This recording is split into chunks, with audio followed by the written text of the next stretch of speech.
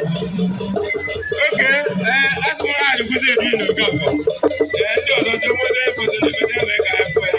Thank you very much. Watching a belly, my PG. Into Makaran Kono, or Enugwu share. Ashi, move on. You don't know what I know. I'm about to talk about you. You don't know what I know.